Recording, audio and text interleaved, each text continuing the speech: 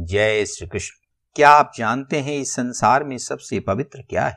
इस संसार में सबसे पवित्र यदि कुछ है तो वह है ज्ञान। लेकिन वह ज्ञान कौन सा है जो इतना पवित्र है? इसके विषय में भगवान श्री कृष्ण श्रीमद् भगवद गीता अध्याय 4 श्लोक 38 में कहते हैं। आइए देखते हैं वे क्या कहते हैं। नहि ज्ञानेन सदृशं पवित्रम इह विद्यते तत् स्वयं योग संसिद्धः कालेनात्मनि विन्दति। अर्थ है, इस संसार में ज्ञान के समान पवित्र करने वाला निःसंदेह कुछ भी नहीं। उस ज्ञान को योग में सिद्ध हुआ पुरुष समय आने पर स्वयं ही अपनी आत्मा में पा लेता है। भगवान इस श्लोक में बताते हैं कि ज्ञान के समान कुछ भी पवित्र नहीं है। आखिर ज्ञान इतना पवित्र क्यों है? ज्ञान इसलिए इतना पवित्र है कि इसके द्वारा ही मनुष्य अपना कल्याण कर सकता है। ज्ञान के अभाव में मनुष्य संसार चक्र को तोड़ नहीं सकता। वह इस दुखालय संसार में निरंतर भटकता रहता है। लेकिन ज्ञान के उदय होने से बंधन चक्र टूट जाता है। वह परम कल्याण को प्राप्त हो सकता है। लेकिन प्रश्न उठता है कि वह ज्ञान मिलेगा कैसे? सबसे महत्वपूर्ण बात यही है। भगवान यहाँ बताते हैं कि योगी समय आने पर उस ज्ञान को अपनी ही आत्मा में पा लेता है।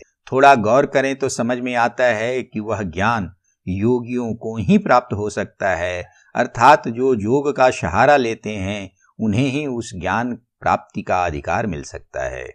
भगवान ने कहा है कि जब मनुष्य को ज्ञान हो जाता है तो उसको अपनी आत्मा में उस ज्ञान का बोध होने लगता है। वह मनुष्य अपने भीतर ही उस ज्ञान को पा लेता है।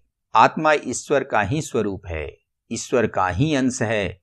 ईश्वर चूंकि ज्ञान स्वरूप है, इसलिए आत्मा भी ज्ञान स्वरूप है। इसलिए वह ज्ञान आत्मा के भीतर ही है। लेकिन कर्म बंधन की वजह से वह ज्ञान प्रकाशित नहीं हो पाता और मनुष्य उसे जान नहीं पाता। लेकिन भगवान के द्वारा बताए गए पिछले मार्गों का अनुसरण करने से मनुष्य योग में प्रवीण हो सकता है और योग का आश्रय लेने वाला अपने कर्म बंधन को तोड़ सकता है। और कर्म बंधन को तोड़ते ही उसे आत्मज्ञान प्राप्त हो जाता है। इसीलिए यह ज्ञान सामान्य व्यक्तियों के लिए उपलब्ध नहीं है। जो योगी हैं, जो निरंतर योग में प्रवृत्त हैं, वे ही इस बंधन को तोड़ने में समर्थ हो पाते हैं, क्योंकि वे ही ज्ञान को प्राप्त करने के अधिकारी हैं। और जब वो ज्ञान उन्हें अपनी आत्मा में ही प्राप्त हो जाता है तो वह स्वयं ज्ञानवान हो जाते हैं। इसीलिए भगवान कहते हैं कि योगी समय आने पर अर्थात योग में परिपक्वता प्राप्त करने के बाद वह योगी ज्ञान रूप हो जाता है और आत्मज्ञान प्राप्त कर लेता है।